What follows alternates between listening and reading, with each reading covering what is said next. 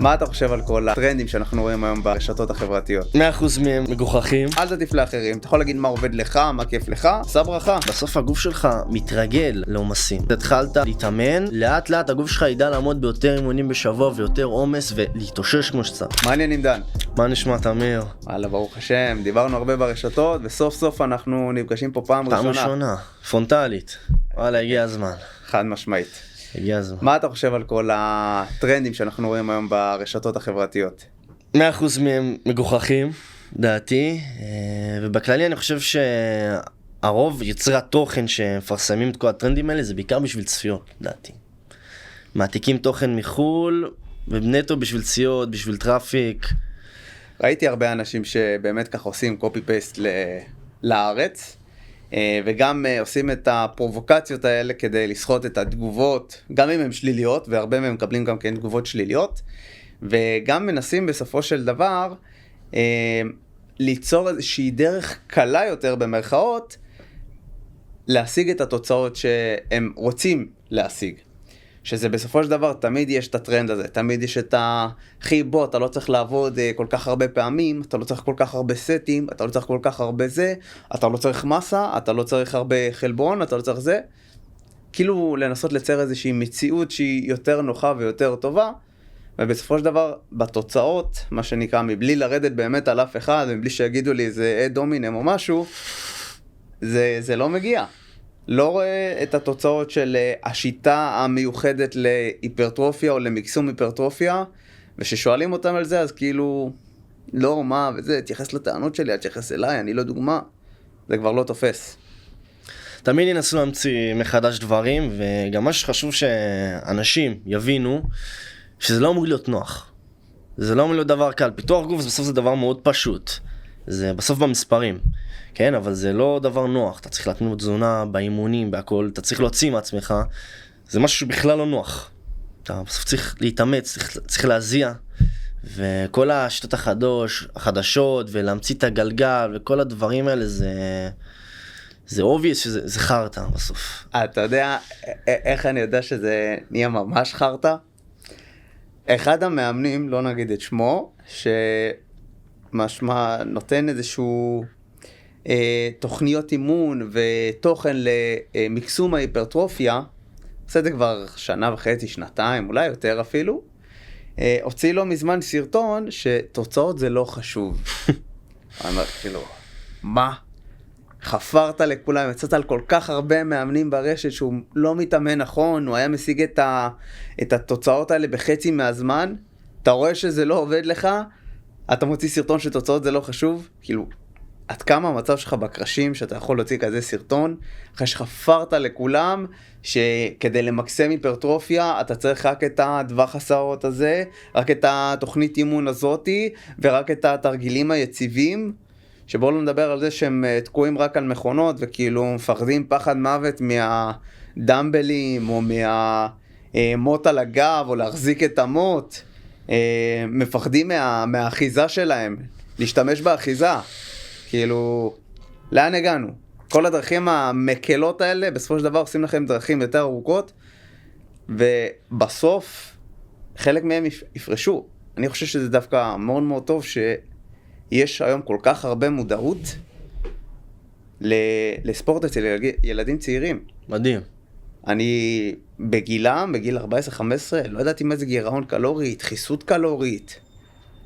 כל הדברים האלה שהם יודעים, מדברים, עוד מנסים לקרוא מחקר, לא שהם לרוב טועים בו, כן, בהבנה שלו, אבל הניסיון והמודעות הולכת וגדלה, ואני חושב שהם עושים לעצמם סוג של עוול, שהם הולכים לכיוון הזה של הכיוון הקל והעלק מבוסס, ובסופו של דבר מונים עצמם את התקופה אולי הכי טובה שהם יכולים לראות בהם, את הגיינס הכי טובים, גיל ההתבגרות, בתור מתאמן מתחיל הוא יקבל את כל התוצאות הכי מהירות, כביכול שהוא רואה בחיים שלו. לגמרי. זה חבל שהם הולכים בכלל לכיוון הזה. לי זה נורא כואב לראות את זה. אני בטוח שגם לך. כן, כן, לגמרי. מה שגם עוד כואב לי, שבסוף זה מסבך את כל האירוע הזה. של לבנות גוף, לבנות מסת שריר, זה מאוד מסבך, הוא מביא את זה ואת זה ואת המחקר הזה, ובסוף בן אדם מסתכל על כל הדברים האלה, כל התוכן הזה, והוא שואל את עצמו כאילו, אני מבולבל בסוף. זה too much אינפורמציה, too much, כי כמו שאמרתי, זה פשוט. זה עסק שהוא ממש ממש פשוט. אם אתה רוצה לגדול ולהתחזק, אז תהיה בפלוס קלורי, תכניס את החלבון שלך, תתחזק בתרגילים הבסיסיים, וזהו, שלך רוץ. אתה חושב שאתה לא יכול להתחזק נגיד בלי הפלוס הקלורי? אני חושב שזה כן קיים, אפשר להתחזק. אני כבר תקופה באותו משקל, ואני עדיין מתחזק. אתה יכול להתחזק, אבל אני כן חושב שיש לימיט מסוים. אתה תגיע לקיר. מתישהו אתה תיתקע. כי בסוף אתה רוצה לבנות מסת שריר. יש לי איזו תיאוריה כזאת שאני רוצה לדבר עליה. אתה עכשיו בחור הזה, אתה רוצה לבנות שריר. מה זה לבנות שריר? בסוף אתה רוצה להיות גדול יותר. אתה רוצה שהגוף שלך יתפוס יותר נפח במרחב. שהגוף שלך פיזית יהיה עצם גדול יותר. למלא את הבגדים שאתה לובש. כן. גם הרבה אישו. איך זה יקרה אם אתה לא עולה במשקל? אם המסת גוף שלך הכוללת לא גדולה יותר. אם המספר על משקל לא גדול יותר. יש הרבה טענה שאתה כביכול מנצל את האנרגיה הקיימת בגוף לצורך בניית מסת שריר. אם יש לך לדוגמה אחוז שומן שהוא מאוד מאוד גבוה, או אם אתה מתאמן מתחיל, אז יש לך באמת יחסית הרבה אנרגיה בגוף שאתה יכול לתעל אותה ולהיות בגירעון קלורי או ניטרלי, שעל ניטרלי תכף נדבר, ולצבור איזשהו מסת שריר. אבל בסופו של דבר כן, אתה תגיע לגבול מסוים, וכמו בכל ספורט תחרותי כמעט, יש לך עניין של משקל, כמו באגרוף, ב-MMA, יש לך משקלים מסוימים. ובסופו של דבר, אם אתה תרצה לשבור את הקיר, נגיד אני תקוע על בנץ' 100 קילו, ואני שוקל 60, אני יכול לעשות כל מיני טכניקות אימון מתקדמות, אולי אני אגרד את ה-110, אבל בסוף כדי להגיע ל-140, אני אולי אצטרך לעלות במשקל. אני אצטרך לעלות במשקל, אלא אם כן אני איזה עילוי מטורף, ואני אצליח להגיע לזה באותו משקל, וזה כמעט לא קורה. בסופו של דבר, אתה תצטרך לעלות במשקל, אתה תצטרך לעלות במסת שריר שלך, ומסת שריר כמובן גם במסת הגוף. מסת הגוף שלך תעלה, אז אתה כבר לא תשקול 60 קילו, אתה תעלה לכיוון ה-70, ואולי תגיע לכיוון ה-80, איפה שאתה תרצה, אתה תעצור. זה בסופו של דבר מה, כל הקטע הזה של מסה, והפחד ממסה שאולי אתה תעלה שומן, זה אבסורד. כאילו, אם אתה תהיה במאזן קלורי קטן, 300, אפילו עד 500 קלוריות, כן, תעלה טיפה שומן, אחר כך תוכל להוריד אותו, אחי, הכל בסדר. חד משמעית, בסוף שאתה עושה מסה, כמה שומן שתצבור במהלך המסה, אתה כנראה תצבור, אתה תמיד תצבור משהו, כי בסוף אתה עולה במשקל. עכשיו, מה שיקבע אם אתה תצבור הרבה, תצבור פחות, זה כמה מהר אתה עולה. כמה גדול הפלוס הקלורי שלך, כמה מהר אתה עולה במשקל. בסוף יש לך גבול מסוים שהגוף שלך מסוגל לייצר מסת שריר, שזה תלוי גנטיקה ודברים כאלה ואחרים. עכשיו, אם אתה הולך רחוק מדי מהגבול הזה, נגיד פה אתה ניטרלי, פה הגוף שלך מייצר מסת שריר, אם אתה עובר את זה, זה כבר כן, זה יהיה שומן כנראה. אבל אם אתה נשאר בסוויט ספוט של טוב, אני במקסימום מסת שריר מינימום שומן, שזה פלוס קלורי שהוא קטן יחסית, אז אתה באמת תצבור מינימום שומן, ואני יכול להעיד על עצמי, להגיד שאני כבר שנים עליתי במשקל, ונשארתי כמעט באותו אחוז שומן. אתה חטוב יחסית, אתה נראה לי על כמה, 14, אפילו אולי יותר נמוך. משהו כזה, כן. זה מדהים. זה גם, האישו גם כן במסה, זה לאו דווקא רק הפלוס הקלורי, אלא הניצול של הקלוריות לעלייה במשקלי העבודה. כאילו, אם אני עושה עכשיו מסה, אבל אני לא מרים יותר, או לא דוחף לא יודע, עוד חזרה, עוד לא יודע מה, אני כנראה אעלה רק בשומן. אם אני אשאר רק על ה-100 בנץ', ואני אעשה פלוס קלוריה, לא בטוח שאני אעלה עוד מסת שריר. אני אעלה כנראה בשומן. זה כמו שסתם, תן לבן אדם פשוט להתחיל לאכול, שלא מתאמן בכלל, והוא ישמין, הוא יעלה במשקל, פשוט ישמין. בדיוק. כשאתה מתאמן, ואתה רוצה יותר גירוי, ואתה מתחזק, ואתה כביכול מכריח את השריר שלך להשתמש בפלוס הקלורי הזה בשביל לבנות מסת שריר. חד משמעית, אתה צריך לדעת לנתב את הקלוריות שלך, והטענה שהיום אני הרבה רואה ברשתות, פשוט תהיה על ניטרלי ותבנה מסת שריר. חשוב רגע לעשות פה סדר. ניטרלי זה איזשהו קו שאתה בחיים כנראה לא תהיה בו. כי הנה לדוגמה ניטרלי שלי זה 2500, אז אני שואף להגיע ל-2500. יכול להיות שבאותו יום הוצאתי יותר קלוריות, עשיתי יותר צעדים, עשיתי יותר פעולות, שטפתי את הבית, לא משנה מה עשיתי, אז בסופו של דבר הגעתי לגירעון. ויכול להיות שבאותו יום כמעט לא זזתי בכלל, ואכלתי את ה-2500 קלוריות שלי, אז אולי הגעתי לניטרלי. או שאכלתי מאכל שהוא בחוץ, ואני לא ידעתי לאמוד אותו כמו שצריך, אז היום אני בפלוס. אז הטווח הבטוח זה שתהיה בפלוס שהוא קטן, מאשר שתשאף לניטרלי, שזה איזשהו קו מדומיין. אתה כנראה לא תפגע בו אף פעם. אלא אם כן אתה סופר מדויק, עושה את אותם פעולות כל יום, קם באותה שעה, ישן אותו דבר, מתאמן אותו דבר, אתה תגיע לאותו מאזן ניטרלי. אז אני אוסיף על זה, בסוף אני בעמוד שלי מדבר בעיקר על מסה. מדבר על מסה, עלייה במשקל, זה מה שאני עושה במשך שנים, זה מה שאני הכי טוב בו. עכשיו, אחד הדברים שאני אוהב להגיד זה בסוף החשיבות של תפריט מסודר, שאתה באמת אוכל אותם כמויות כל יום, אותם אורחות, אולי אתה משנה פה ושם, אבל בסוף אתה אוכל את אותה כמות, אחרי שבוע אתה בודק, אתה נשקל, רואה איך התפריט הזה השפיע על המשקל גוף שלך. זה גם תקף לחיטוב, כן? חד משמעית. ככל שאתה תאכל את המאכלים, כמה שזה נשמע משעמם, אותם המאכלים, אתה תהיה יותר מדויק. אם אני היום אוכל אורז, מחר אני אוכל פסטה ברוטב, ומחר אני אוכל ככה וככה, גם אם אתה תשקול, אתה תמיד תהיה איפשהו לא הכי מדויק. ככל שאתה תמצא לך את הדרך שמתאימה לך, את המאכלים שאתה אוהב, בין אם זה מסה ובין אם זה חיטוב, אתה תוכל באמת לאמוד את התוצאות ולהיות הרבה יותר מדויק. לגמרי, כי בסוף הכל זה במספרים. באמת? כמה משקל עלית, כמה משקל ירדת, כמה חזרות עשית יותר, כמה קילו עשית יותר. בסוף הכל זה במספרים, כאילו אם המספרים לפי מה שצריך, כאילו אתה תתקדם.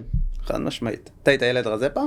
אני הייתי שכיף. כן? הייתי שכיף. תספר לי. בגלל כל החיים שלי הייתי שכיף, אני זוכר את עצמי עוד בן 12 עם קוביות, אתה יודע, קוביות שכיף. קוביות שכיף. לא באמת נחשב. ובערך, אני הייתי כדורסלן, הייתי משחק כדורסל, ובערך בכיתה 13, גיל 13-14, ככה אזור ז'-ח', הייתי מתחיל מתח, מגבילים, שכיבות צמיחה, כזה בחדר. לפני שאתה הולך לבית ספר, ככה אתה מפמפם, אתה 50 מתח, 100 שכיבות צמיחה, מזה הייתי מתחיל. ובהתחלה עשיתי את זה לכדורסל. כי הייתי בטוח זה עזור לי. אתה צריך את הפיזיות בכדורסל. כן, אתה צריך בסוף להיות חזק, משחק מאוד פיזי, מאוד אגרסיבי.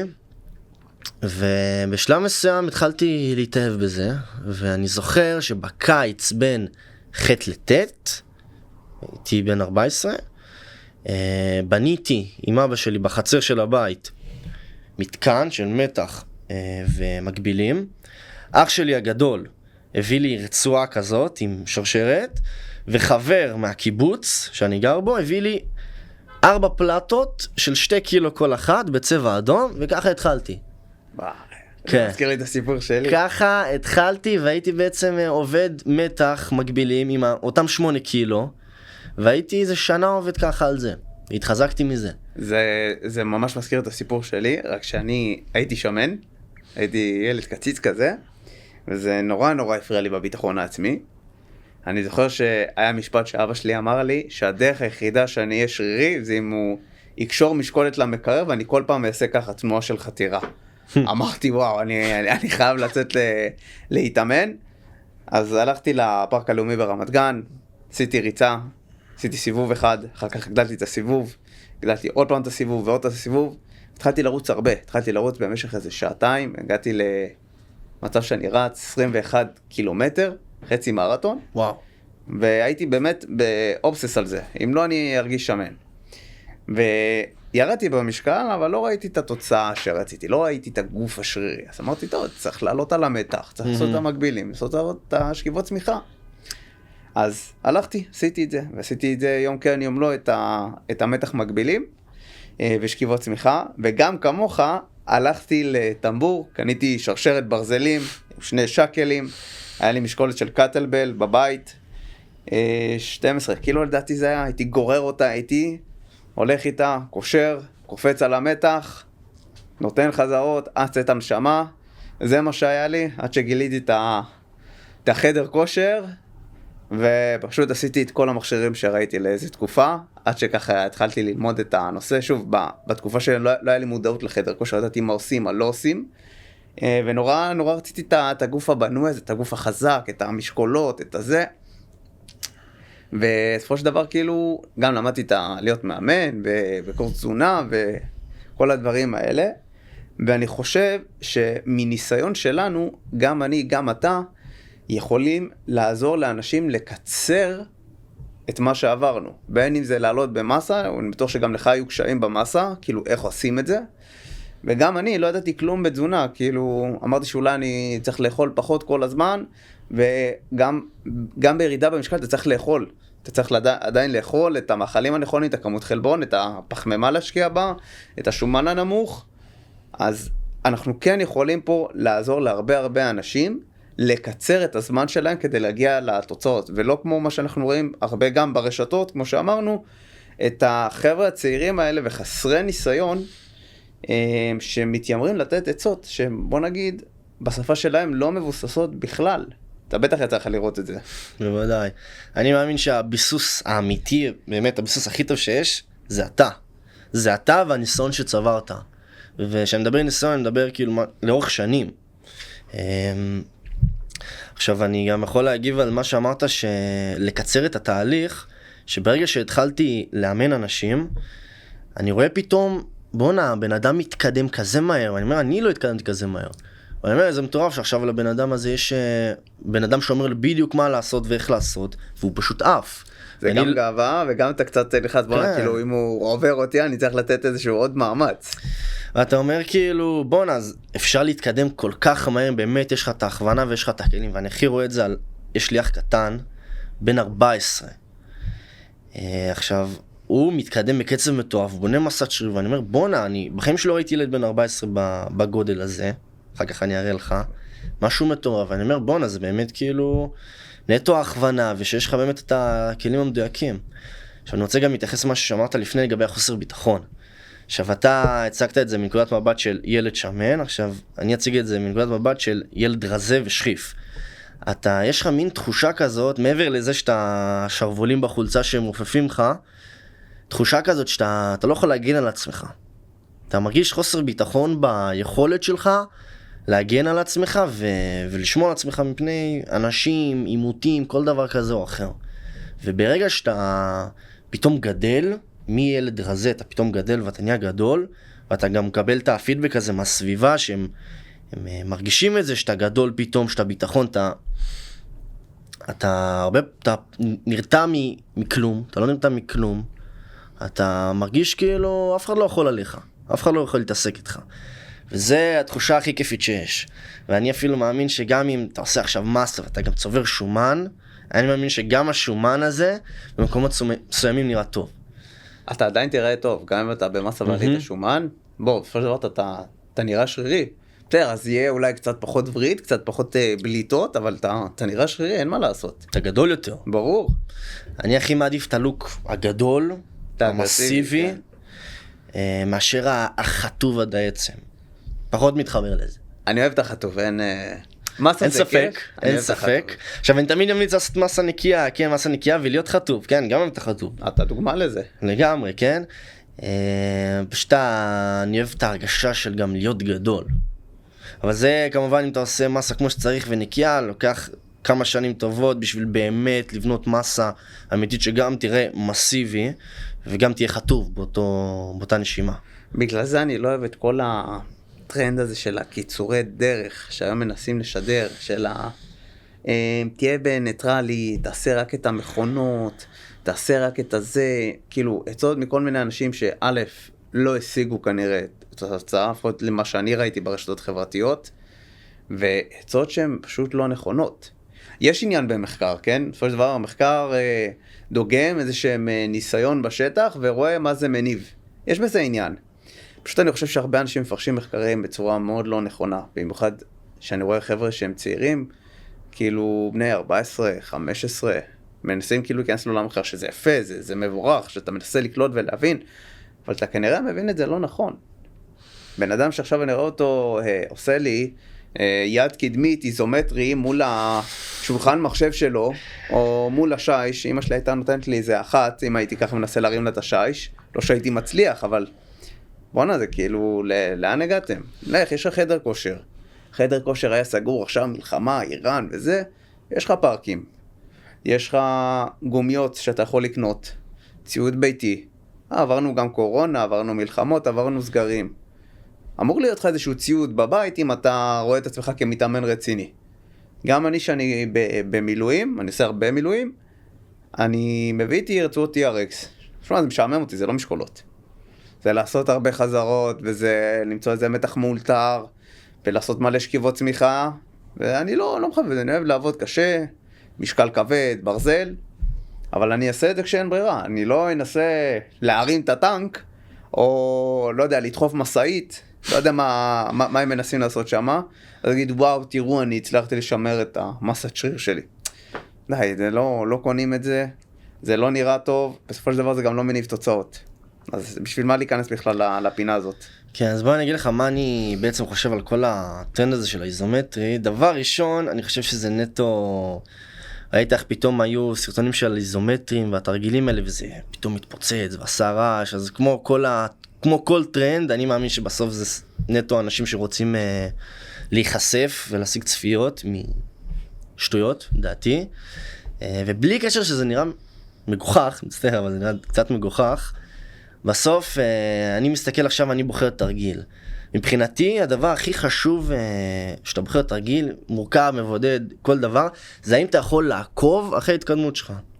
אני מאמין בלרשום כל דבר שאתה עושה באימון, כל תרגיל עם כמה משקל, כל סט, כל מספר חזרות שאני מבצע בסט, הכל אני רושם.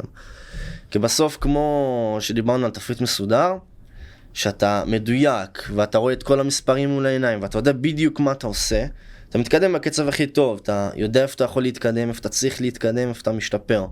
עכשיו, כשאתה עושה איזומטרי, שאתה תופס איזה כיסא לא יודע, ודוחף אותו, לא יודע מה אתה עושה, איך אתה מודד התקדמות? מה אתה רושם מעצמך ביומן אימונים שלך? מה אתה בסוף רושם? סיימת סט, מה אתה רושם? עשיתי 3 פולסים של 100%, מה אתה יכול לרשום? ראיתי ילד קשר את עצמו לכיסא ומנסה להרים, כאילו וואו. אם היו רואים אותי בבית עושה את זה, הם מזמינים לי באמת אמבולנס. כן, עכשיו אתה פה נוגע בנקודה שזה נראה מגוחך, אבל בסוף מה אתה רושם? איך אתה מתקדם? סבבה, אז אימון הבא מה תעשה? 4 פולסים.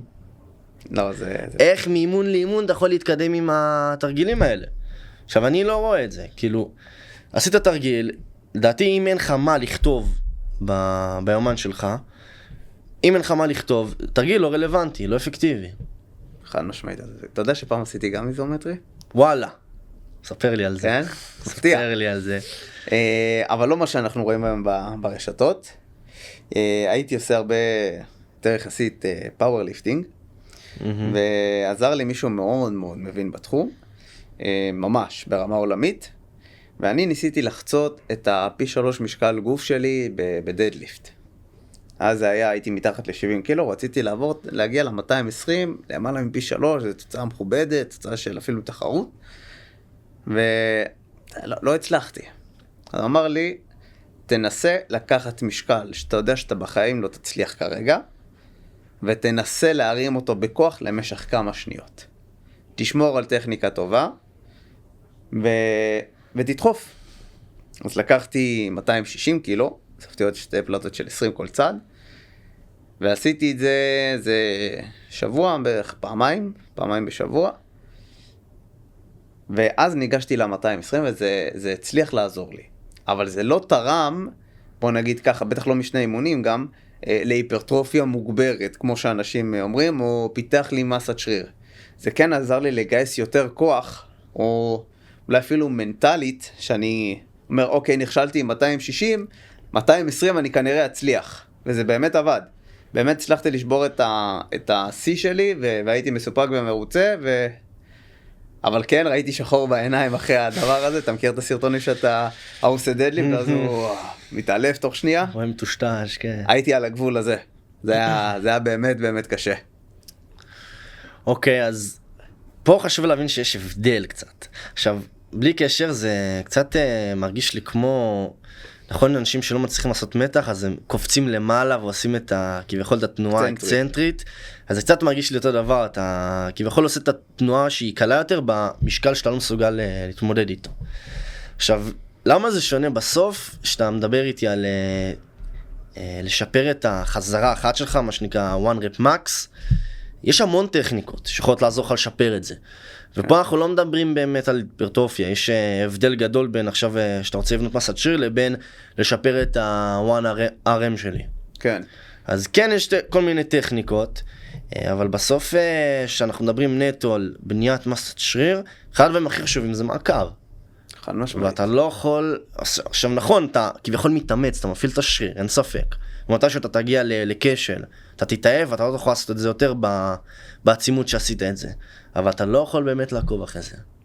זה, אם יש בן אדם שבאמת עושה את זה, בתוכנית אימון שלו קבוע, מדי שבוע או לא יודע מה, בזמן שהוא עוד רשום לחדר כושר, אתה אומר כאילו, סליחה, אתה מבזבז את הכסף שלך, אתה מבזבז דעתי גם כן את הזמן שלך, יש לך חדר כושר, אם אתה אוהב מכונות, בוא נגיד ואני זורם, תעשה רק מכונות, יש לך מכונות קטלניות שיש היום, עם בידוד לכל שריר, בידוד לקמיצה שלך מצידי בזרת, אתה יכול לעשות שם הכל, באמת, לכל אזור בשריר, לכתף, לפה, לשם, אין שום סיבה בעולם, שתקשור את עצמך לאיזה עמוד או לאיזה כיסא, ותנסה להזיז משהו שלא אמור לזוז.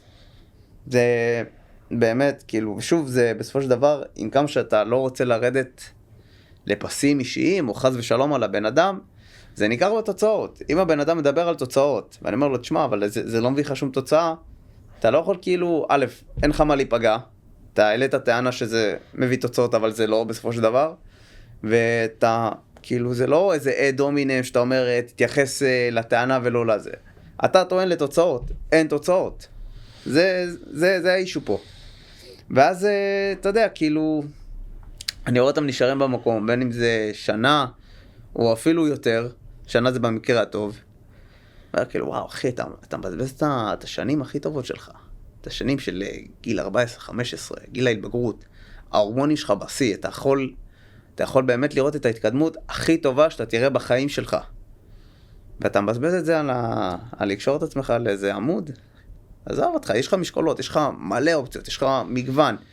יש לך היום באמת תוכן שיכול להיות לך גלוי ונגיש, ואיך לעשות את הדברים הכי טוב, ויש לך היום גם, לא חסר באמת בשוק, גם מאמני כושרים, בין אם זה אני, אתה, או עוד הרבה אחרים, השוק די רווי, שיכולים להראות לך את הדרך לעשות את זה נכון. אין בעיה לקחת את העצה מבעל ניסיון, ואתה תראה את התוצאות יותר מהר. אני אומר כאילו, בוא'נה, אני עשיתי מלא שטויות. אני כשהלכתי לחדר כושר, עשיתי כל מכשיר הלכתי ועשיתי. באותו אימון. האימון נראה יכול לקחת לי 2 ומשהו.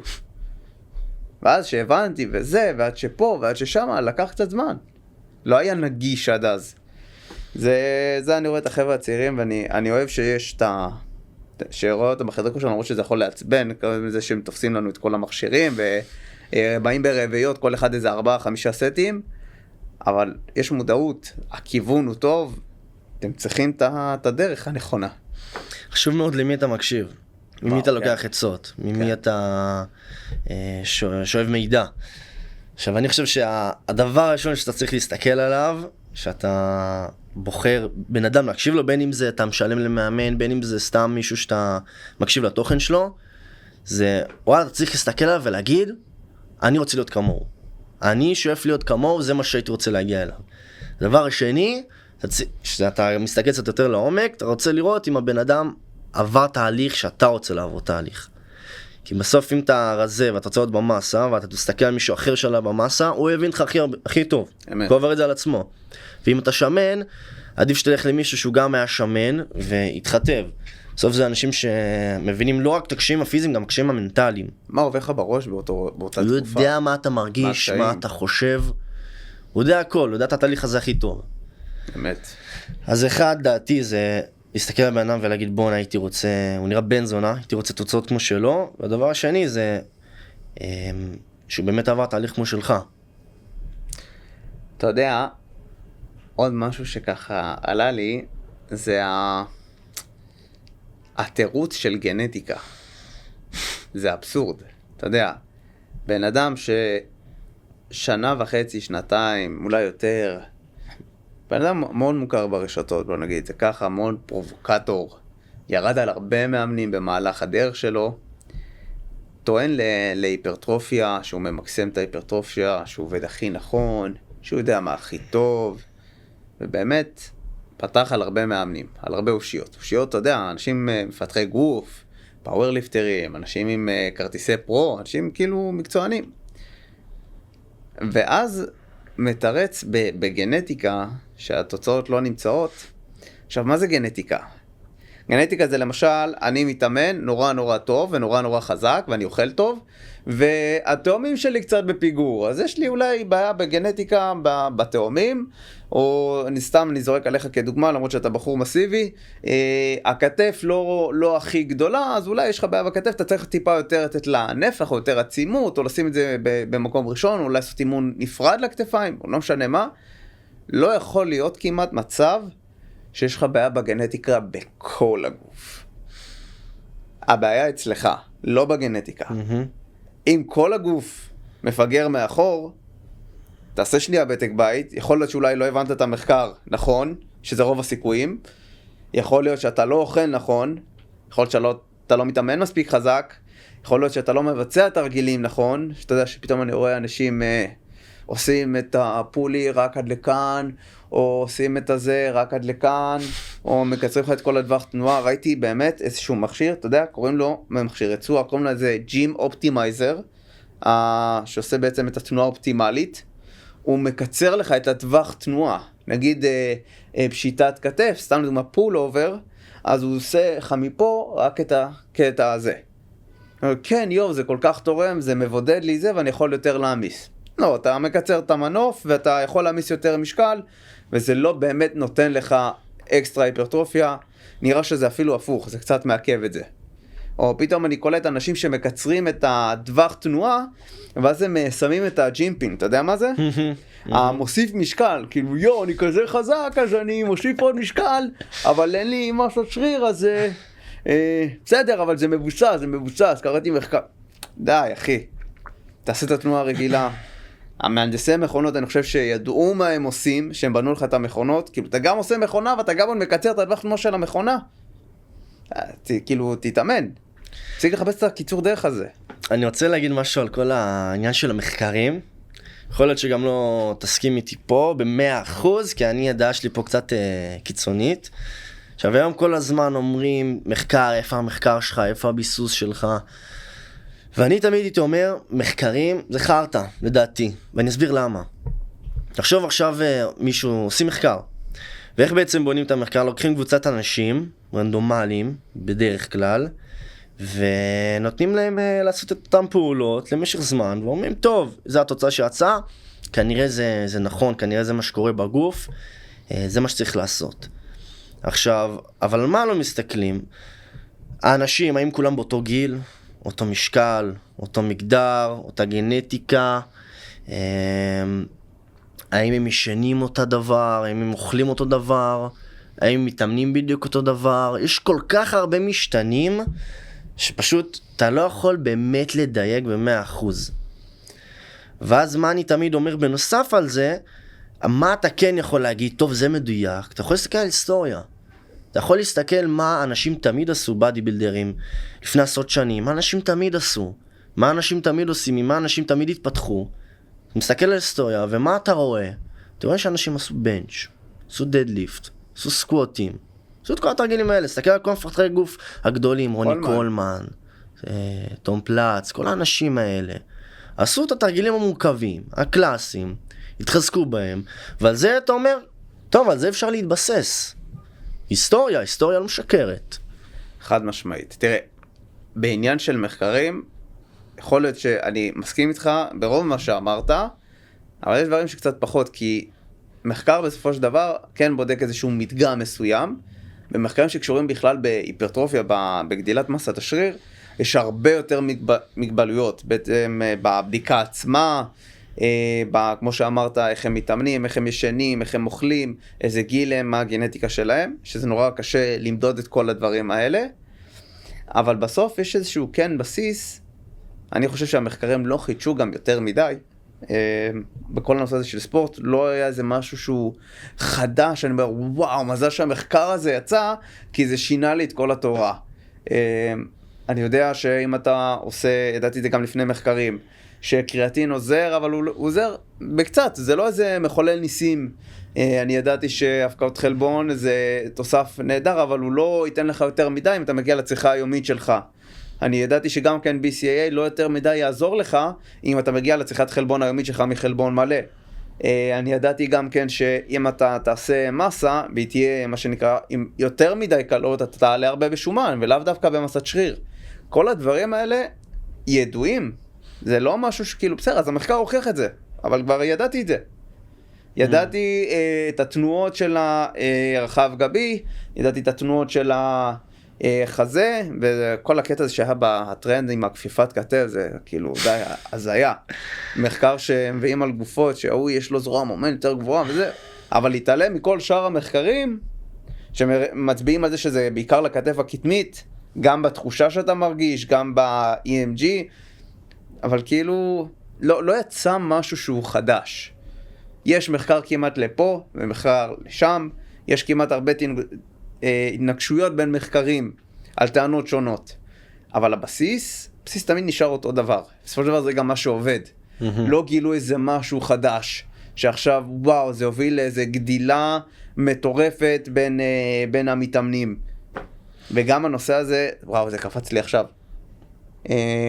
של ספליטים. מה הספליט הכי טוב? תעשה רק פול בדי, או תעשה רק את ה-upper lower. וואו, אחי. מה אני חושב על זה? הספליט הכי טוב זה הספליט שאתה יכול להתמיד בו. בול. והספליט שנותן לך מספיק נפח ותדירות שבועית.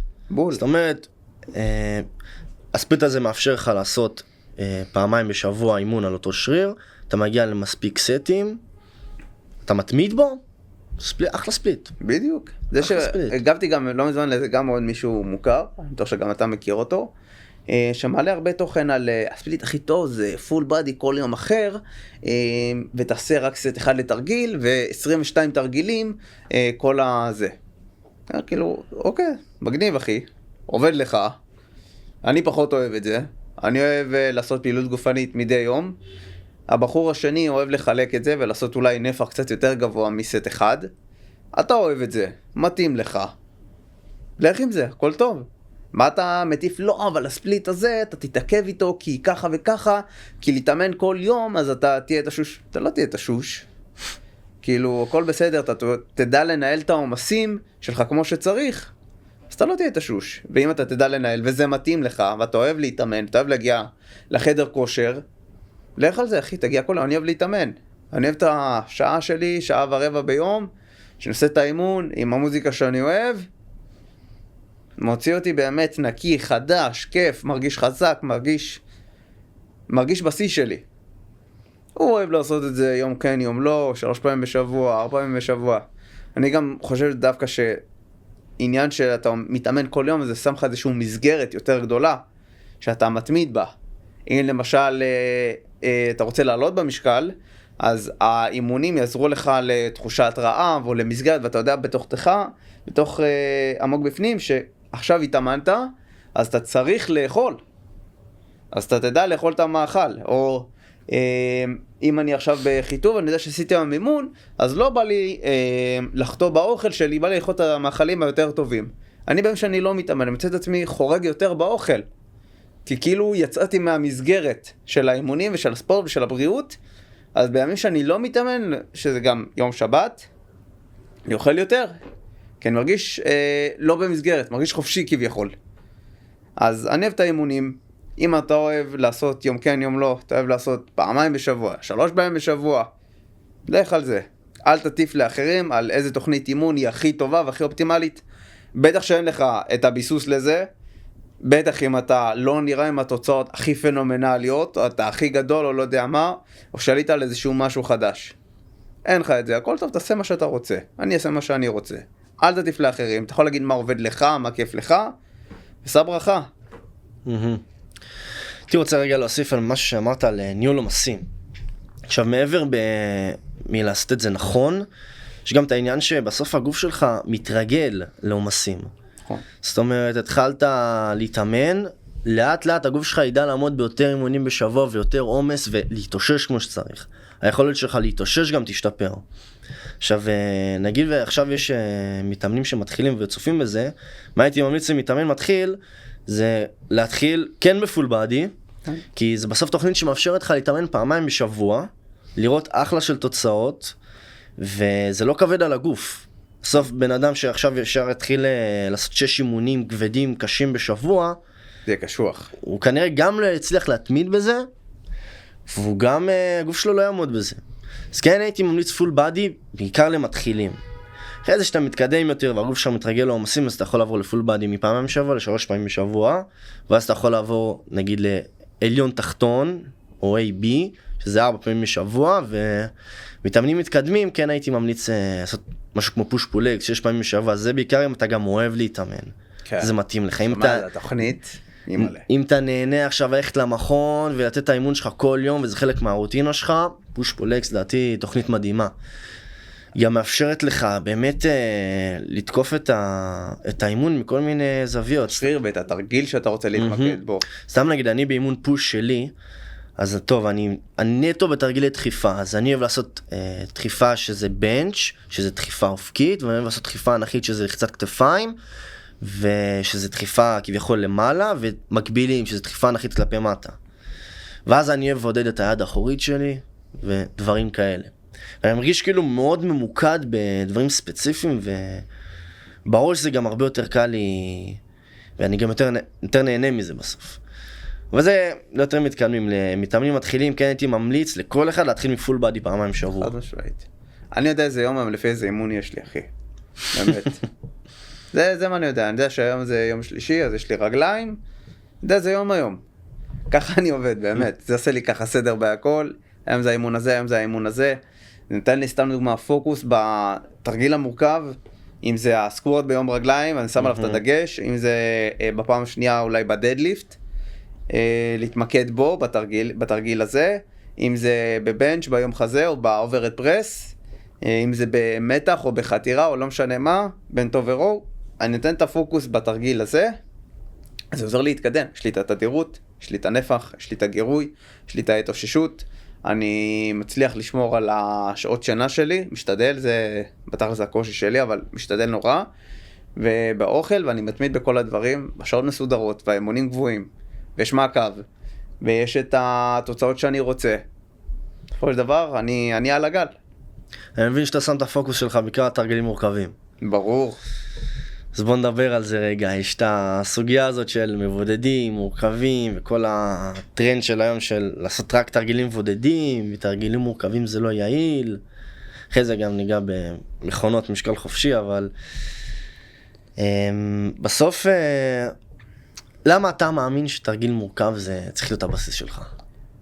כי בסופו של דבר זה גם נקרא תרגילי בסיס. סקוואט, בנץ', דדליפט, תרגילי בסיס. תרגילים שהתנועה שלהם היא בסיסית. לדחוף, לעמוד על הרגליים, כאילו לדחוף את הרצפה, להרים דברים מהרצפה. זה תנועות שהן בסיסיות, מה שנקרא הכי פונקציונלי, אוקיי? ואני חושב גם שבתרגילים המורכבים, אם אתה חזק בהם, אתה חזק בהכל. אם אני חזק בבנץ', אם אני מרים משקל גבוה בבנץ', אני אהיה חזק בכל תרגיל של יד אחורית. כנ"ל אם אני אהיה חזק במקבילים, אני אהיה חזק בכל תרגיל של יד אחורית. אם אני חזק במתח, או בבנט אוברור, אני חזק בכל תרגיל שקשור ליד קדמית או לגב. חד משמעית. וברגליים, אני כאילו אהיה חזק בתרגיל לרגליים.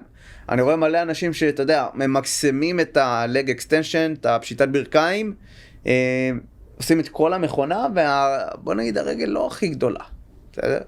אבל בן אדם שעושה סקווט, מרים לך 140 סקווט, אתה לא תגיד וואו, יש לו רגל קטנה, זה בחיים לא מסתדר. זה לא יקרה, בחיים. בדיוק. לא יכול לקרות. בן אדם שעושה לך את ה-180-200 קילו דדליפט, הוא לא יהיה קטן. כן, אתה בחיים לא תראה מישהו שמפמפם בנץ' עם 100 קילו, יש לו חזה קטן. בדיוק. זה לא יקרה בחיים. זה כמו אינשרנס כזה. תגיע למספרים גבוהים, אני גם תמיד אוהב להגיד את זה, מספרים גבוהים זה הדבר שהכי מעניין אותי. בסוף תגיע למספרים גבוהים, והמסת שריר תבוא ביחד. אם אתה לא מגיע למספרים גבוהים, משהו לא נכון בתוכנית שלך או בתזונה שלך. עכשיו, זה מתקשר גם לקטע של המסה, כי בשביל להגיע למספרים גבוהים, בסוף אתה גם תרצה לעלות במשקל, שזה גם מאוד עוזר לזה, ואז זה בסוף מתחבר אחד עם השני. אתה יודע למה אני חושב שהרבה נמנעים מלעשות תרגילים מורכבים והולכים למכונות? זה קשה ולא נוח. בול. כן. זה קשה. זה קשה עם המוט על הגב ולעשות את הסקווט ולרדת עד למטה. תרגיל רע. ולעלות עד למעלה. וזה קשה להרים עכשיו איזה 200 קילו דדליפט מהרצפה, אתה יודע, כאילו, זה קשה. אז מעדיפים טוב, אז אני אעשה את זה במכונה, שאני יציב, ויש איזושהי מסילה, והיא ככה מקבעת לי את כל התנועה. אני אעשה את התרגיל הזה, כאילו, התנועה היא דומה, אבל פה זה קצת יותר קל. אני כן אתאמץ אותה, אבל לא יותר מדי. אנשים תמיד בורחים ליותר קל. אבל בסופו של דבר, הקל הזה גורם לדעתי לדרך יותר ארוכה. כן, יש מפתחי גוף שעושים הרבה מכונות, ובעיקר מכונות, אבל אני חושב שדווקא מדוגמה של פאוורליפטרים, שהם לדעתי האנשים היותר מסיביים, ושהם יורדים גם באחוז שומן, יש לך דוגמה את אדי הול, שהוא כאילו ירד באחוזי שומן והוא מפלצת, אחי. ואנשים באמת באמת חזקים, באמת מסיביים. לעומת אנשים שכאילו, אתה יודע, היה איזה מפתח גוף, אני עשיתי את ה-200 דדליפט שלי, היה מפתח גוף, אתה יודע, כאילו, כפול ממני, אפילו כפול וחצי בגודל, יש לו רגליים מסיביות, יש לו גב רחב, יש לו ידיים, חושילים. ורואה אותי עושה, מסתכל עליי, עושה, תשמע, אני חייב לנסות. יש לו, בטח, אחי, אתה תרים, אתה גדול, אתה גם חזק, נראה לי. אתה כאילו תופס, הוא לא מצליח לנתק. עדך הוא היה מוזרק? היה מוזרק. זה גם משהו שמשפיע על זה, כן? ברור. אני גם עוד משהו שאני חושב בתרגילים מורכבים, יש אחד הטענות למה אנשים אומרים תעשה תרגילים מבודדים, בגלל שגיוס היחידות המוטוריות גבוה יותר, שאתה עושה תרגיל מבודד ואתה בעצם עובד רק על שריר אחד באותו רגע. עכשיו, אני אגיד מה אני חושב על זה. בסוף שאתה עושה תרגיל מורכב, נגיד אני עושה בנץ', אני עובד על החזה, יד אחורית וכתף קדמית. בסוף אני אתחזק בתרגיל, שלושת השרירים האלה יגדלו ביחד. כאילו אי אפשר להתווכח עם זה, אני אתחזק מאוד בתרגיל, שלושת השרירים האלה יהיו מאוד מפותחים. אז למה שאני לא אעשה תרגיל שבבת אחת חסה לי שלוש שרירים, מאשר שלוש תרגילים, לכל שריר בנפרד, וגם בתרגילים מורכבים אתה תמיד תתקדם הרבה יותר מהר. אתה הרבה יותר מהר תתקדם. אז הפרוגרסיב אוברלוד יהיה הרבה יותר אפקטיבי. אני חושב אין בהם מבודדים, אני גם עושה מבודדים. גם אני. יש מנה עיקרית, ויש מנות צעד, כינוכים, דברים כאלה. העיקרי שלי זה התרגיל המורכב.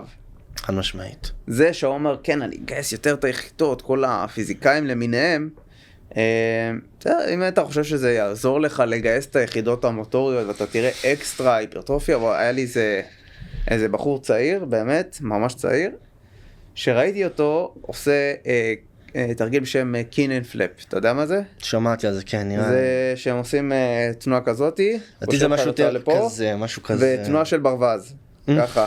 ברווז. אני מסתכל עליו, כאילו, אני לא אגיע, אין לי כוח להיכנס לזה, אני באמון שלי, משחרר את זה. בסוף גיליתי שהוא מתאמן של אחד מהמאמני טיק טוק המוכרים. וואלה. ועובר תקופה, עובר למעלה מחצי שנה, מאז. וואלה, בן אדם נראה אותו דבר. וששאלתי אותו, סליחה, מתאמן אחר, הוא אמר שזה התרגיל הכי טוב לרחב גבי. מדהים, אחי. אני רואה. זה תנועה של ברווז, והוא חושב שבאמת יצא לו משם משהו, ושזה כאילו כואב לי. הבן אדם שילם כסף למישהו, הוא שילם לו כסף, גיליתי אחר כך שהוא מתאמן של מישהו, הוא שילם כסף, והוא, אתה יודע, חצי שנה, נראה אותו דבר, למעלה מחצי שנה. ושאלת אותו כאילו, אחי, אתה לא רואה שמשהו פה לא עובד? אני לא, אם הוא שילם למאמן אחר, גם אם אני לא מסכים אותו מאמן, אני לא אציא את המאמן הזה. זה לא משלי. באסה לראות. באסה לראות. כואב לי על הבן אדם. כן. אני אגיד לו, תשמע אחי, המאמן שלך אומר לך דברים לא נכונים וזה, או תבוא אליי, ודברים כאלה, אני חושב שזה לא לעניין. גם אם אני לא מתחבר לאותו מאמן או לאותה שיטת אימון, אבל זה כאב לי לראות, וזה על המתאמן לראות, אני חושב שגם על המאמן מבחינה מוסרית, אבל על המתאמן לראות שהוא לא רואה את התוצאה. כאילו, אחי, עבר הרבה זמן. ופתאום אתה קולט שהבן אדם כאילו עושה יחסית הרבה מהפולי, אבל כאילו, איפה זה לתוך השריר? זה לא נמצא שם. וזה כואב. כואב על בן אדם, וזה נכנס לנרמול של התוצאות הבינוניות, ואתה אומר לך, כן אחי, זה התקדמות סבירה של מתאמן טבעי, מה שאתה רואה ברשתות זה כולם מוזרקים. וזה חוזר לעניין של הגנטיקה. כן, או גנטיקה, או שהוא מוזרק. כן, או פרי גנטי. גנטי. מה, כאילו, כולם ככה, הבעיה אצלכם, רק אתם נדפקתם בגנטיקה? רק שלכם תפוקה? איזה קטע, איזה צירוף מכם שאתם גם מתאמנים מוזר וגם נדפקתם בגנטיקה. אני תמיד הייתי אומר, יש שני דברים, לדעתי, גנטיקה משפיעה עליהם. הראשון זה כמה מהר אתה מתקדם, מה הקצב התקדמות שלך. השני, מה הלימיט שלך. עכשיו, הלימיט זה לא מעניין, כי בסוף כנראה אף אחד לא יגיע ללימיט שלו, כאילו אתה כנראה תזדקן ותתחיל לחזור אחורה לפני שתגיע ללימיט שלך. כאילו, לא בטוח שגם יש לימיט, בסוף אתה מגיע למצב שאתה מתקדם כזה לאט, ואתה חושב שאולי אתה הגעת ללימיט שלך, לפוטנציאל הגנטי, אבל אתה לא באמת שם, כי אתה... בסוף אתה מתקדם מאוד לאט. אתה חושב שאתה שם, אבל אתה לא באמת שם, כי אתה עדיין מתקדם. עכשיו, בקשר לעובדה שאתה... למהירות של הקצב, של ההתקדמות שלך, זה בסוף לא רלוונטי. זה לא משנה, כי אתה יכול להגיע לתוצאה רצויה. גם אם לאחד זה ייקח חצי שנה, אחד זה ייקח שנה, להגיע לאותן תוצאות, פחות או יותר, בסוף אתה תגיע, אם אתה עושה את הדברים הנכונים. ואם אתה לא מגיע, עובדתית, אתה לא עושה את הדברים הנכונים. יש גנטיקה ויש אפי גנטיקה, ובדרך כלל האפי גנטיקה מנצחת, שזה אומר בעצם התוצר לוואי של הסביבה, של המאמץ. יש משהו שאתה נולד איתו, שזה X, יכול להיות שזה יקדם אותך נורא נורא מהר, יכול להיות שזה יגרום לך להתקדם לאט יותר. אבל אם אתה תעבוד קשה, ואני לא מדבר כרגע על פיתוח גוף תחרותי, אוקיי? ששם באמת הגנטיקה יכולה לשחק הרבה יותר. משמעי. אבל אם נדבר על הבן אדם הממוצע שרוצה, לא יודע, גב יותר גדול, רגליים יותר גדולות, כתפיים, ידיים, לא משנה מה, האפיגנטיקה תנצח. אם אתה תשקיע, אתה תעבוד יותר קשה. יכול להיות שאתה צריך לעבוד יותר קשה. אולי אני צריך לעבוד יותר קשה בשביל המסה שלי ביד, לעומתך. אבל אם אני אעבוד יותר קשה, אני אגיע לתוצאה שאני ארצה. אני אולי אצטרך טיפה לעבוד יותר קשה מבן אדם אחר. בסופו של דבר, העניין הוא באמת העבודה הקשה. וזה מתקשר לי לנושא של אימוני סטודיו. אוקיי, ספר לי על זה. אני רואה כאילו אנשים שבאמת עושים, לא שסטודיו לא עובד, אבל אנשים שעושים אימוני סטודיו כקבוצות של נגיד 5-6 אנשים, זה כבר נראה חוג. זה כבר נראה ממש חוג. צריך להיות פעם בסטודיו? לא. יצא לי לאמן שם, וראיתי שם קבוצות של מתאמנים ומתאמנות, ובסופו של דבר מה שהמאמן עושה, הוא אומר, טוב, אתה תתחיל בתחנה הזאת, אחר כך תחנה הזאת, אחר כך תחנה הזאת, אני פותח שעון של דקה, כל דקה אני נותן שריקה במשרוקית, וכל אחד עובר את התחנה. איפה המעקב אחרי כל בן אדם? איפה המעקב אחרי משקל, אחרי טכניקה, תרגילים שהבן אדם רוצה, אתה יודע, תוצאה שהוא מכוון אליה, גב גדול יותר, אם זה נשים פלג גוף תחתון יותר חזק. אני לקחתי רק מתאמן אחד. אני עובד רק באימונים אישיים, אני לא מאמין בזה. אם אתה כבר משלם, אחי, אתה משלם כסף, 1 על 1. לקחתי בן אדם שבקושי מצליח להרים מוט ריק, ואני מביא אותו לירידה במשקל של בערך 17 קילו. תוך כדי זה שהוא הגיע ל-160 דיידליפט, 110 סקווט, 90 קילו בנץ'. פתאום הוא הולך זקוף, מבן אדם עם קרס שהולך ככה שפוף, הוא הולך זקוף, נראה יותר טוב, ממלא את החולצה כמו שצריך. כאילו, אנשים מסתכלים על, וואו, איך השתנית? איך זה? איך פתאום אתה נראה יותר טוב? איך אתה מרים כזה כבד? כאילו, אני מסתכל על האחרים, כאילו, בקצת כאילו, ולא נעים לי, כאילו, בשנה הזאת, מה אתם עשיתם? הוצאתם הרבה כסף על אימונים אישיים, ובסוף, כאילו, אתם סוג של נראים אותו דבר. לא השתנה יותר מדי. זה שאתם עושים פעילות זה נחמד. אבל איפה המעקב? איפה התוצאה? איפה הנראות? אז בגלל זה אני חושב שבאמת הכי טוב בשביל בן אדם, קודם כל זה חדר כושר, ואם אתה לוקח מאמן אישי, גם איזה סטודיו, זה 1 על 1. אל תתפשר, גם אם אתה משלם על זה קצת יותר, זה ישתלם לך מאשר אימוני תחנות ולא שמים לב אליך יותר מדי. חד משמעית. חד משמעית, אין ספק. עכשיו, אני לא בא ללכלך כאילו על אימוני סטודיו, כן? יש כאלה שעושים עבודה מצוינת, אבל בסוף אין ספק, כמו שאתה אומר, היחס האישי ובאמת המעקב אחרי הבן אדם עצמו. שמישהו עליך. גם עכשיו אתה אומר כאילו שהם עושים תחנות. עכשיו אני לא יצא לי יותר מדי לחוות את האימוני סטודיו שעוברים בין תחנות, לא ראיתי את זה יותר מדי, אבל לדעתי זה לא הגיוני שעכשיו אתה עושה תחנה ובן אדם עושה כאילו בדיוק אותו דבר, אותו משקל, כאילו בסוף כל בן אדם עם הרמה שלו והיכולת שלו. בגלל זה כאילו הטריף אותי שבן אדם מוכן לשלם על דבר כזה וכאילו להתעקע במקום. כאילו וואלה, אתה רואה עכשיו בן אדם מולך, הגיע לתוצאה, הרים, השתנה, נראה טוב, ואתה כאילו נשאר במקום כי סגרת אימון ב-70 שקל במקום ב-120 שקל. עכשיו אני לא מזלזל בכסף, זה כסף, זה הרבה כסף. אבל בוא, תעשה משהו שהוא נכון. אם כבר אתה משקיע, אז תתאמץ עוד טיפה, תנשק קצת את השפתיים. גם לא בטוח שאתה תצטרך את זה לכל החיים שלך. אתה עושה את האימונים ומחר מחרתיים אתה כבר יוצא לדרך חדשה בחדר כושר, כבר יודע להתאמן, יודע מה לאכול, אתה כבר בטופ. אתה כבר איפה שאתה רוצה להיות. ולהתעקע כאילו במקום זה יכול להיש אותך ולהיש אותך בכלל מתחום של לעשות ספורט ולדאוג לעצמך. אתה אומר וואלה, הלכתי לסטודיו, הוצאתי הרבה כסף. במשך שנה הגעתי לכמה אלפים יפים. ווואלה, אני לא רואה את התוצאות, אז אולי זה לא בשבילי. אולי אני באמת נדפקתי גנטית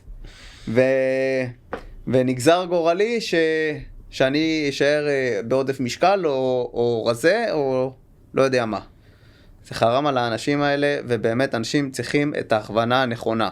וההכוונה הנכונה תגיע באמת עם אנשים שיש להם את הניסיון, שהם גם מן הסתם מוסמכים לעשות את זה, ויודעים באמת מה אתה מרגיש. כמו שאמרת, אתה יודע מה בן אדם שהוא היה רזה מרגיש, אני יודע מה בן אדם שהיה שמן מרגיש, ואני יודע גם איך לדבר איתו במה שהוא חווה. בלעמוד מול אוכל, לעמוד מול יציאות עם חברים, ואתה לבחור את המאכלים הנכונים, מה שיותר יעזור לך, ומה שאתה יכול יותר לפתח לו את המנגנוני רעב שלו. אז זה חשוב גם לדעת למי ללכת. מי שיודע את הדרך שאתה עברת, ולא חסר אנשים באמת בתחום כדי להתחבר אליהם, ושאתם תביאו את התוצאות שאתם רוצים. כי בסופו של דבר שאתה מבין מה אתה עושה, זה באמת לא כזה קשה. ואני לא מזלזל בשום תהליך שאנשים שזה קשה להם, אבל שאתה מבין, ושאתה כבר נכנס לזה, הצעד הראשון הוא קשה, שאתה נכנס לזה, שאתה שם, שאתה יודע כבר מה זה דחיסות קלורית, אתה יודע מה זה, איך מתאמנים, זה קטן עליך. אני אדייק את מה שאתה בא להגיד, זה קשה, אבל זה פשוט.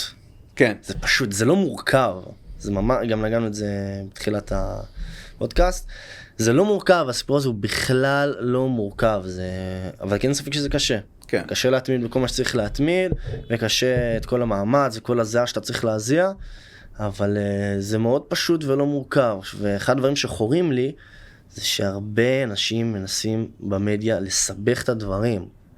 אוהבים לך את המחקר, ומתחיל להביא לך כל מיני מושגים, יוני סידן וכל מיני דברים כאלה, וגיוס יחידות מוטוריות, ואותות תצביעים במוח, אחי, חלאס עם החרטה, תהיה חזק, קח כמה תרגילים, תחזק בהם, תשחיף, תעלה במשקל, תשמן, תהיה בגירעון קלורי, תכניס מספיק חלבון, זהו. וואו, הייתי זה לא כזה מסובך. כל העניין הזה של לסבך את הדברים הכי פשוטים, כמו שהיה עכשיו ברשתות, את הקטע הזה של הכפיפת כתף, וואו, זה לחזה העליון, זה התרגיל הכי טוב לחזה, בואנה, אני מרגיש את הכתף, חזה העליון לא פעיל. זה כאילו, זה הדבר הכי בסיסי שיש. עכשיו, לנסות להביא איזשהו מחקר, והנה, תראה, כאילו, תזרוע מומנט, סבך דברים שהם נורא נורא פשוטים להבנה. זה אבסורד. נטו תסתכל על האנטומיה הפשוטה של הגוף, בסוף חזה עושה קירוב, כתף קדמית עושה כפיפה, אז למה לעזאזל שתעשה כפיפה בשביל חזה עליון? חזה, לא מסתדר. וזה דעתי כאילו הבעיה העיקרית של כל הטרנד הזה של science based, מבוסס מדע, מחקרים. היום גם אוהבים לשנות את השמות, מבוסס לוגיקה, מבוסס היגיון, כל מיני דברים כאלה. מנגנונים פיזיולוגיים גם ראיתי. כל מיני שטויות כאלה, כן, עכשיו זה... נטו מספחים את הדברים, ומייצרים נורמות שלדעתי לא נכונות, כמו לעשות רק תרגילים מבודדים. שבסוף... זה נרמול של תוצאות בינוניות, אמרתי את זה גם כן בסרטונים שלי, זה נרמול לתוצאות בינוניות. כי זה מתחיל עם זה, כן, תעשה רק את זה, כן, תעשה רק את זה, וזה הכי אופטימלי, ואז סוף שאין תוצאות, הוא אומר, טוב, תוצאות זה לא כזה חשוב, והכל זה גנטיקה בכלל, אז אין לכם מה להתאמץ. נרמול. נגיד לי, זה בחור בן 15, אוקיי. שאז הוא היה ב-14, לא זוכר, והוא אמר שכפיפת כתף זה תרגיל לחזה עליון, ואז הוא העלה סרטון שהוא עושה incline press. אני ראיתי את זה. אתה ראית את זה? הגבת? ראיתי את זה. אמרתי לו, אחי, אתה עושה קירוב אופקי. מה אתה מראה לי פה בכלל? אחלה פיזיק יש לו, כן? לילד בן 14-15 נראה פגז, אבל אתה יודע מה התנועה שאתה עושה? תפתח, צלם אפילו את המכונה, תשאל אפילו את ה-Chat GPT, מה התנועה שאתה עושה. כן, עכשיו זה עוד משהו שאתה מזכיר לי, ראיתי מלא יוצרי תוכן שהם כביכול בסיינס בייסט, שהם אומרים לך לעשות משהו מסוים, ואז פתאום אתה רואה סרטון שלו עושה בנץ' עם מוט, משקל חופשי. ואתה אומר כאילו, אחי, אבל אתה אומר שצריך לעשות ככה וצריך לעשות פרפר, ואז אתה מעלה סרטון שלך עושה בנץ'. עכשיו לא סתם עושה בנץ', עושה בנץ' עם מעל 100 קילו, בשיפוע, אתה אומר כאילו, חושב עצמך רגע. אומר לך הכל מפרפר, אחי. איך הגעת למשקל עבודה הזה? שלי, אל תחלט אותי, אתה עושה בנץ' שנים. אז יש פה קצת צביעות. יש הרבה צביעות לדעתי בקהילה הזאת, יש הרבה צביעות. בין עם האנשים שהם סוגדים להם, שזה מייק מנצר, שמן הסתם הוא מוזרק, והם יוצאים כל היום על אנשים מוזרקים, שלא משנה מה הם עושים, הם יגדלו. אבל מייק מנצר הוא איזה עילוי קדוש, לא שאני מזלזל בו, אבל הוא עילוי, כאילו הוא לא מזריק פיצוצים כדי לראות את התוצאות שלו. יש הרבה צביעות בקהילה הזאת, חשפתי כמה בעמוד שלי. המשיך לחשוף. האמת שכן, זה מספק קצת. כן. אז מבחינתי מה שחשוב לי שמי שצופה בזה יקבל מפה, זה תפשטו את הדברים. אל תספחו. אל תחפשו מחקרים, אל תחפשו את כל השטויות האלה. תפשטו את הדברים. קחו לכם כמה תרגילים מורכבים, בסיסיים, תתחזקו בהם. אם תשחיף, תעלה במשקל, אם תשמן, תרד במשקל. הנוסחה היא מאוד פשוטה. תעקוב אחרי הנוסחה, תתמיד, תעבוד קשה, תתחזק, ואתה תגיע לתוצאות שאתה רוצה. זה הכל, אתה לא צריך יותר מזה, לא צריך מחקרים, צריך מדע יותר מדי, וזהו, זה הכל. אז לסיכום, מה שבעצם אנחנו רוצים להראות לכם פה, שהדברים הרבה יותר פשוטים ממה שהם נראים. ואם אתם מבולבלים פה מכל התוכן, והתוכן שופע פה ברשתות החברתיות, אבל לא תמיד התוכן הוא נכון, אם אתם רוצים קצת שיעשו לכם סדר, ייתנו לכם ליווי שהוא נכון, ויקצרו לכם את הזמן כדי לראות את התוצאות שאתם באמת רוצים להשיג, אתם יכולים לפנות אלינו בפרטי, להשאיר פרטים, ואנחנו כבר נעזור לכם. טוב, תמיר, קודם כל כיף לפגוש אותך בפעם הראשונה, אחרי תקופה שאנחנו מדברים ככה ברשתות, ותודה שבאת לפה לדבר איתי. דיברנו הרבה נושאים שהיה חשוב לי לדבר, ואני מאמין גם שיש המון מה לדבר, ומקווה שבהמשך גם נדבר על עוד דברים. אני מאוד מאוד מקווה שאנחנו ניפגש שוב, ונדבר עוד על הרבה תוכן שיש לנו להעביר, ואני מאמין שעם הזמן גם יקפצו איזה שהם עוד טרנדים חדשים, שמן הסתם מישהו יצטרך לשים להם סוף. כנראה שזה יהיה אנחנו. כתפיים גדולות ועוד עם אחריות גדולה. ואם אתם שחיפים, אם אתם רזים, יש לי עמוד שנקרא דן בולקינג. אני מדבר בעיקר ונטו על מסה, עלייה במשקל, זה מה שמעניין אותי, זה מה שאני עושה, זה מה שאני הכי טוב בו. אם זה מדבר לכם, מוזמנים לעקוב שם ולצפות קצת בתוכן. אז לכל מי שצופה ואהב את התוכן וצריך קצת עזרה, כל התחום הזה של כושר, תזונה, ירידה במשקל, ורוצה להיכנס ככה כמו שצריך ולהגיע לתוצאות שהוא רוצה במינימום זמן, מוזמן להשאיר לי פרטים, בין אם זה בטיק טוק, בין אם זה באינסטגרם, בין אם זה בפייסבוק, תמיר ניצוצי, אני פה כדי לעזור לכם, ואני מאמין בלב שלם שאני אצליח להביא אתכם לתוצאות שאתם רק חולמים עליהם, ואולי אפילו יותר.